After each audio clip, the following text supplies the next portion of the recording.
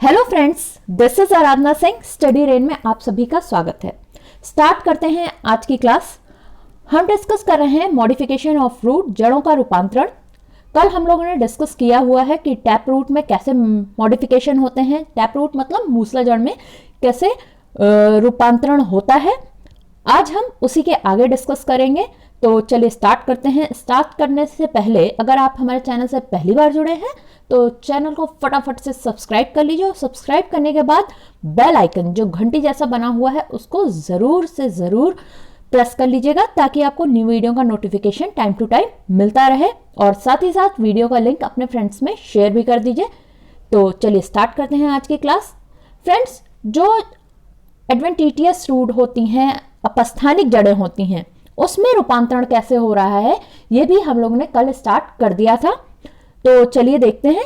भोजन संग्रह, पौधों को यांत्रिक सहारा मतलब मैकेनिकल सपोर्ट देने के लिए, या फिर कोई अन्य जो विशिष्ट कार्य हैं उनको उद्देश्य से अपस्थानिक जड़ें कई प्रकार से अपने आप को रूपांतरित करती हैं, रूपांतरित हो जाती हैं या मॉडिफाई हो जाती हैं।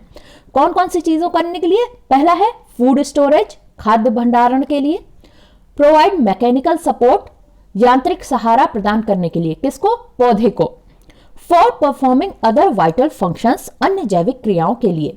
तो इसमें जो फूड स्टोरेज वाला पार्ट था वो हम लोग कल डिस्कस कर चुके हैं। अब हमारा आता है नेक्स्ट, यांत्रिक सहारा प्रदान करने के लिए कि पौधे को कैसे मैकेनिकल सपोर्ट प्रोवाइड कराती हैं ये जड़ें। तो उसमें सबसे पहले आता है फ्रेंड्स स्तंभ मूल, क्रॉप रूट्स। कुछ पौधों की शाखाएं, ब्रांचेस से अनेक जड़ें निकलती हैं जो कि मोटी होकर भूमि में प्रवेश कर जाती हैं। इस प्रकार के ये वृक्षों की लंबी और मोटी शाखाओं को सहारा प्रदान करती हैं। इस प्रकार की जड़ें ही स्तंभ मूल, टॉप रूट कहलाती हैं, जैसे कि बरगद, इंडियन रबर आदि। तो होता क्या है फ्रेंड्स, आपने देखा होगा जो बरगद के पुराने पेड़ होते हैं बहुत विशाल होते हैं, तो उनकी ब्रांचेस से कई जड़ें निकलना स्टार्ट होती हैं ऐसे नीचे की साइड, और वो क्या करती हैं, वो जाकर के जमीन में अंदर धंस जाती हैं, घुस जाती हैं। तो उससे होता क्या है, ये जो मेन आपका तना है और वहां पर जो जड़ें हैं उससे सपोर्ट तो प्लांट को मिल ही रहा है, साथ ही साथ ये जो नई शाखाओं से जो जड़ें निकली हैं उससे भी पेड़ को सपोर्ट मिलने लगता है। कई इतने सैकड़ों पुराने बरगद के पेड़ होते हैं जहां पर यह देखा जाता है जो मेन स्टेम्स की जड़ें होती हैं वो तो कमजोर हो जाती हैं, सड़ जाती हैं, बाकी जो बचती हैं ये शाखाओं से निकलती हुई जड़ें ये पूरे पेड़ को खड़ा रखे हुए हैं, उनको सपोर्ट दिए हुए हैं, उनसे न्यूट्रिशियस उसको प्लांट को जल और खनिज लवण का मिल रहा है। तो होता क्या है, प्लांट को ये सहारा देती हैं, मैकेनिकल सपोर्ट देती हैं। ऐसे प्रकार की जड़ें ये पाई जाती हैं बरगद में, इंडियन रबर में, ऐसी प्लांट्स में ये जड़ें पाई जाती हैं। नेक्स्ट आता है फिर अवस्तंभ मूल, स्टिल्ट रूट। इस प्रकार की जड़ें मुख्य तने के आधार के समीप से निकल करके भूमि में तिरछी प्रवेश कर जाती हैं और पौधे को मैकेनिकल सपोर्ट देती हैं, यांत्रिक सहारा प्रदान करती हैं, जैसे कि मक्का, गन्ना आदि। अब इसको देखिए, समझते हैं पिक्चर के माध्यम से। इसमें आप देख रहे हैं कि ये गन्ने का पिक्चर दिखाया गया है। इसमें हो क्या रहा है कि नीचे तो इसके सीध में तो जड़ अंदर है ही है, लेकिन यहाँ देखिए जैसे ये पोर है वैसे ही यहाँ पर ये पोर होता है। तो होता क्या है, यहीं से ये जड़ें निकलनी स्टार्ट होती हैं और ये देखिए तिरछी जा रही हैं जमीन के अंदर। क्यों? क्योंकि पेड़ को सहारा मिल सके, पेड़ सीधा खड़ा रह सके। नेक्स्ट आता है फिर आरोही मूल, क्लाइंबिंग रूट्स। अब ऐसी जड़ें जो कि तनों की संधियों तथा पर्व संधियों से मतलब नोड्स और इंटरनोड्स से जो निकलती हैं और पौधे को किसी आधार पर चढ़ने में सहायता प्रदान करती हैं, जैसे कि मनी प्लांट। आपने मनी प्लांट में देखा होगा कि कई जड़ें निकलती हैं पोर से, मतलब नोड्स और इंटरनोड्स से, पर्व से और पर्व संधियों से। आप ये इस वाले पिक्चर में देख रहे हैं कि यहां पर देखिए ये जड़ें निकली हुई हैं यहां पर।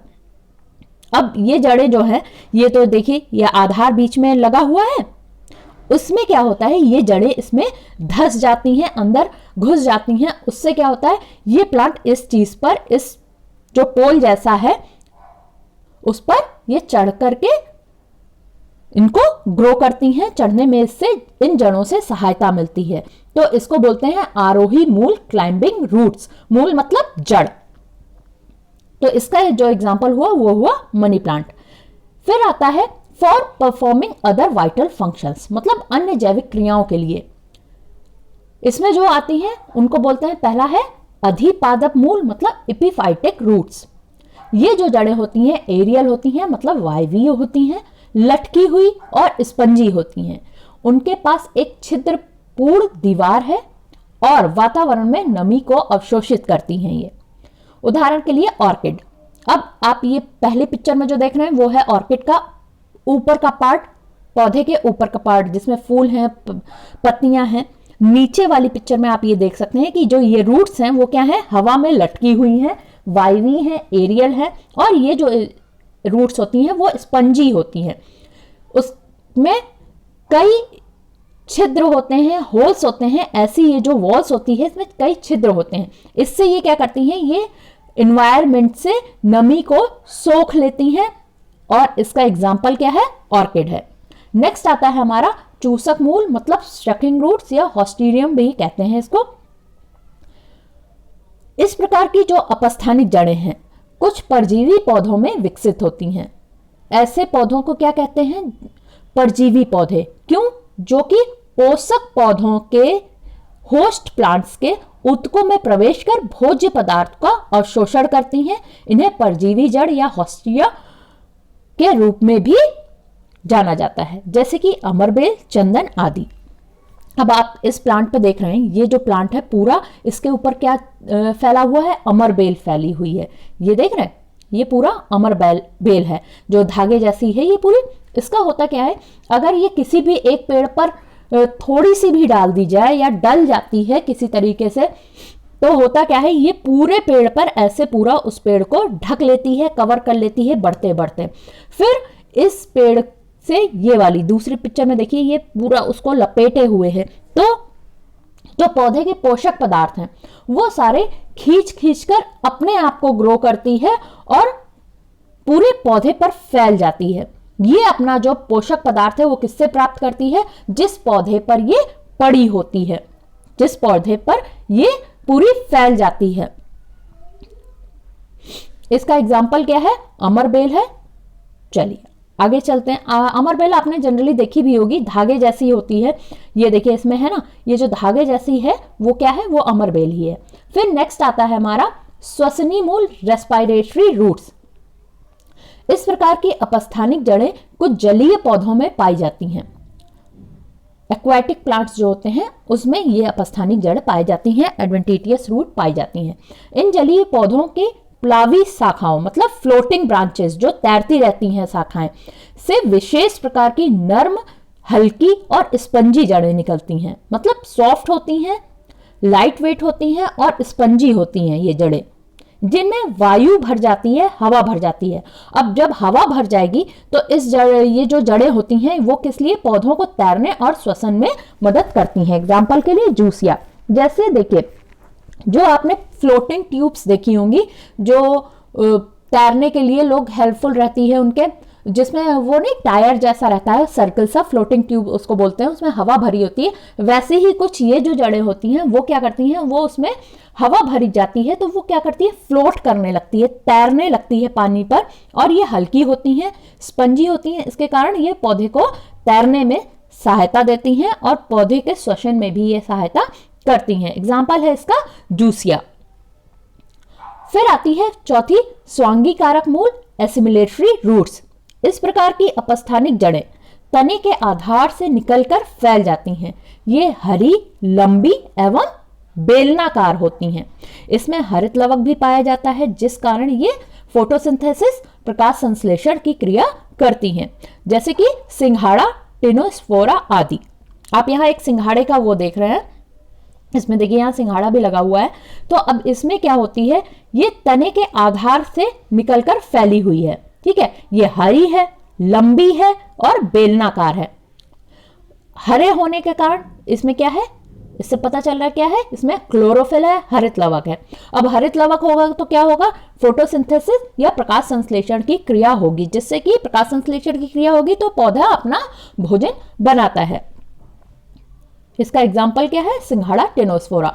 देखिए फ्रेंड्स, आपको जरूर से जरूर याद रखना है कि कौन से एग्जाम्पल, कौन सा पौधा जड़ में आ रहा है और कौन सा तने में आ रहा है। ये चीजें हम बार बार बोल रहे हैं कि आप जो एग्जाम्पल्स दिए जा रहे हैं वो जरूर याद रखिए। आपके एग्जाम में पूछे जाते हैं कि कौन से पौधे जड़ के कैटेगरी में आ रहे हैं, कौन से तने के कैटेगरी में आ रहे हैं। ये चीजें वहां जरूर पूछी जाती हैं जहां आपको कंफ्यूजन हो सकता है कि अदरक है कि हल्दी है कि किस में आ रहा है, गाजर है, मूली है, ये तने में आता है या फिर आपकी जड़ में आता है, कौन सा मॉडिफिकेशन करके ये आ रहा है। तो कई लोग क्या करते हैं, वो तने को सोच लेते हैं ये जमीन के नीचे पाई जाती है तो ये जड़ में आएगा, ये जड़ में ही आएगा या जड़ तने में ही आएगा। तो ये चीजें, इनको कंफ्यूजन जहां होती है वहां वाले क्वेश्चन जरूर पुट किए जाते हैं।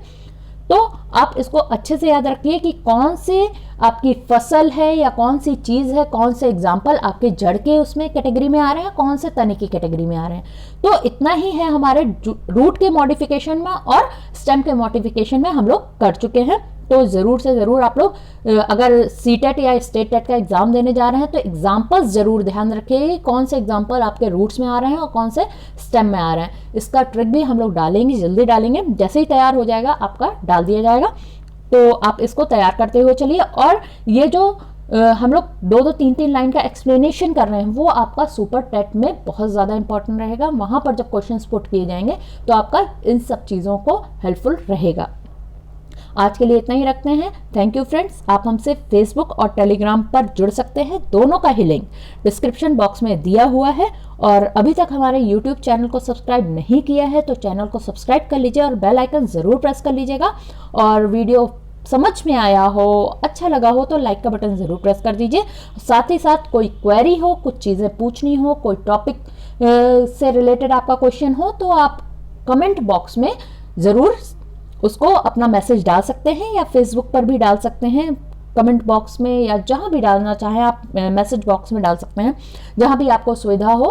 बिना हिचक के आप यहीं यूट्यूब पे कमेंट बॉक्स में आप डाल दीजिए अपने कमेंट। अगर कोई क्वेरी हो, किसी टॉपिक से रिलेटेड हो तो उसका आपको आंसर दिया जाएगा। और साथ ही साथ अगर ये वीडियो अपने फ्रेंड्स में भी शेयर कर दीजिएगा। Thank you. जय हिंद।